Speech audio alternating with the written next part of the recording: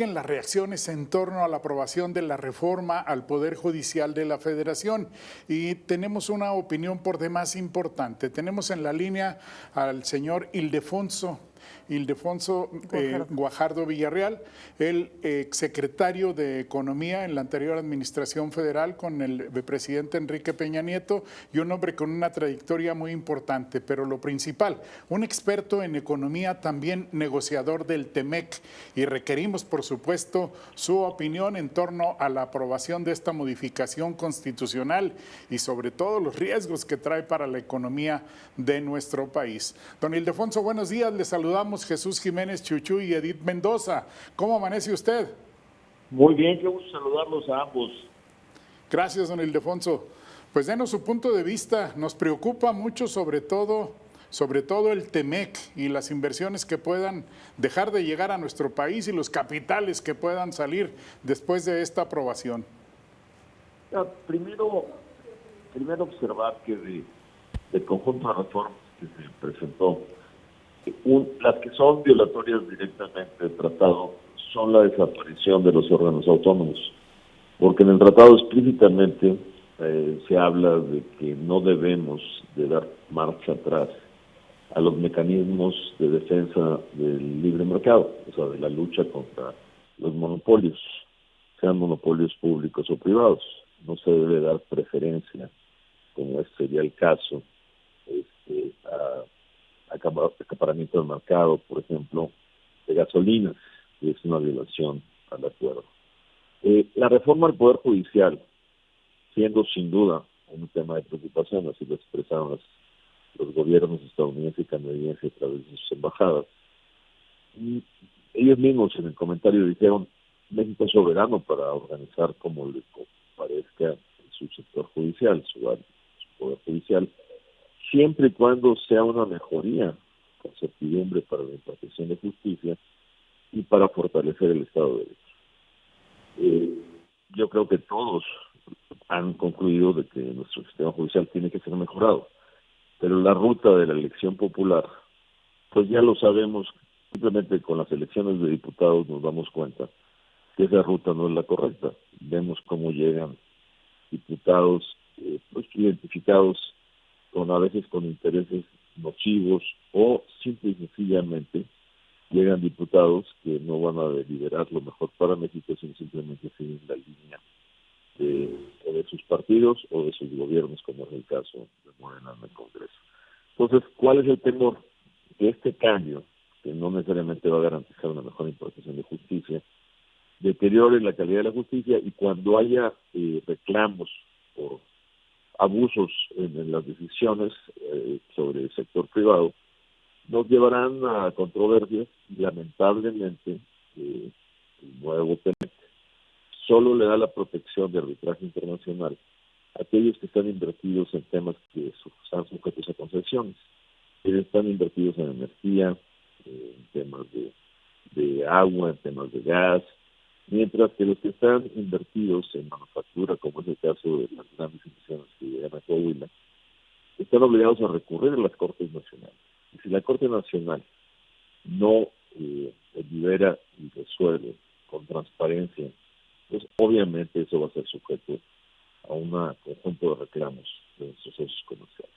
Entonces, sí tenemos la libertad de hacer lo que queramos en ese sentido, pero el resultado podría ser fatal, en el sentido de que tendríamos un cúmulo de reclamos por parte de nuestros socios comerciales. Muy buenos días. Pues usted estuvo presente en las negociaciones del TEMEC. ¿Qué posibilidades ve de que, dada esta circunstancia y ahora también próximo, pues por ahí el tema de los organismos autónomos y demás, qué posibilidades ve de que Estados Unidos y Canadá soliciten una revisión anticipada de este tratado comercial? Yo creo que no va a haber no es necesario, estamos ya a la vuelta de la esquina. Prácticamente falta, el 25 deben de empezar los trabajos preparatorios para iniciar la revisión del 26. Yo creo que ese va a ser un momento clave, donde para mí llegar a esa revisión los temas fundamentales que vamos a tener van a ser Sabemos que hay controversias en maíz genéticamente modificado, sabemos que hay controversias en energía, hubo controversia que ganó México en automotriz, para interpretar la regla de origen de integración de autopartes. Pero los temas más importantes, de acuerdo a cómo se están desarrollando las cosas, va a ser el cuestionamiento de cómo está llegando la inversión china en México y si esa inversión amenaza la seguridad de América del Norte. Sabemos, por ejemplo, que la licitación en materia de telecomunicaciones para la red 5G, para la nube, se abrió de manera sorpresiva para incluir empresas chinas. Ese es un tema muy sensible para nuestros vecinos en América del Norte y que lamentablemente va a ser sujeto a una escrutinio, una revisión pues, que ocurrirá dentro de año y medio aproximadamente. El otro tema que también se va a incluir ahí va a ser seguramente cómo proteger los intereses de los inversores extranjeros frente a lo que parece ser un futuro endeble del sistema judicial. Y ahí la solución pudiera ser reforzar el capítulo de protección de inversión para hacerlo similar al que teníamos con el NAFTA, con el tratado original, ya que el nuevo tratado solo protege las inversiones en posesiones gubernamentales y no protege para poder tener acceso a paneles de solución internacional a la inversión que se hace, por ejemplo, en manufactura.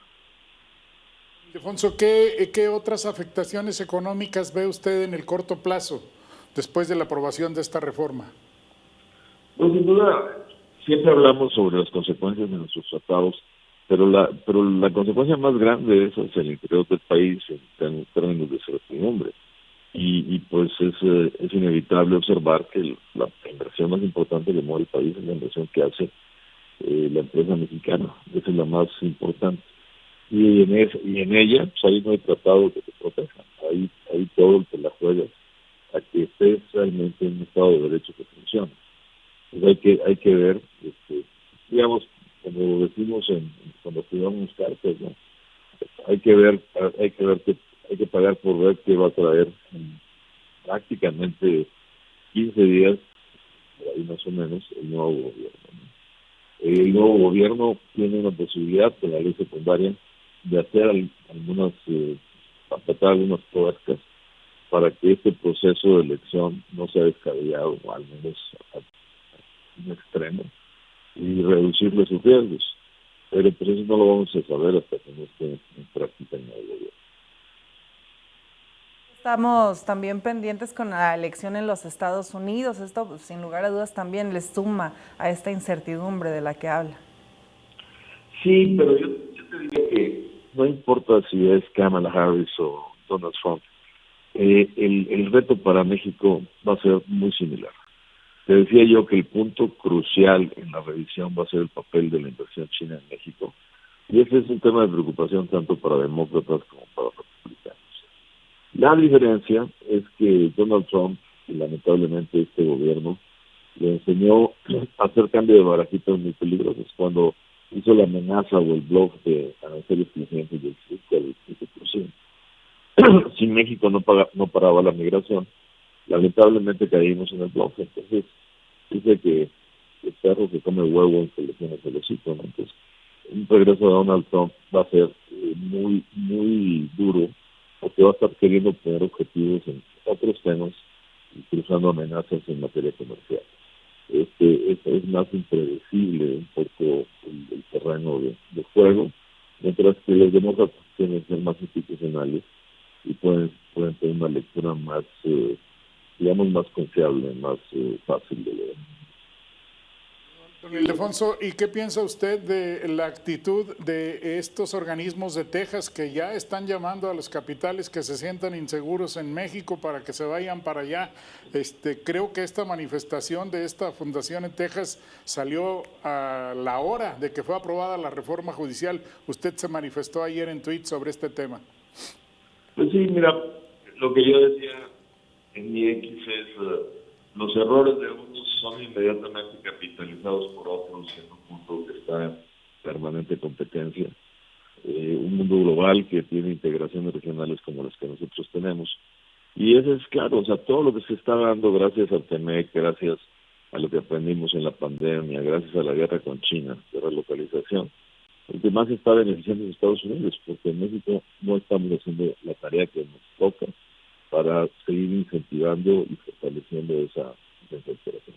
Sin duda, Coahuila se ha beneficiado muchísimo, igual que Nuevo León, porque son estados con mejores condiciones que puedan aprovechar estos flujos y con menos consecuencias para la seguridad patrimonial de las empresas. ¿Por qué nos están viendo las empresas con mayor fuerza al vacío? Porque el vacío ahorita es un polvorín desde el punto de vista de seguridad. Entonces traemos problemas con capacidades de ofrecer energía eléctrica, problemas con seguridad, y ahora introducimos con la reforma judicial incertidumbre jurídica y dudas sobre el Estado de Derecho mexicano. Entonces, si le seguimos acumulando piedritas, pues la gallina de los huevos de oro va a dejar de comerlo. Estamos realmente poniendo las pilas para aprovechar esta. Pues esperemos que no sean tan duras las consecuencias de esta reforma judicial para nuestro país. Y bueno, su opinión ha sido muy importante para nuestra audiencia. Le agradecemos mucho, don Ildefonso, que nos haya tomado la llamada esta mañana. Muchísimas gracias, Jesús, por la invitación, y el día que ustedes gusten estaré de vuelta con ustedes. Muchísimas gracias, lo valoramos mucho. Buenos días. Luego.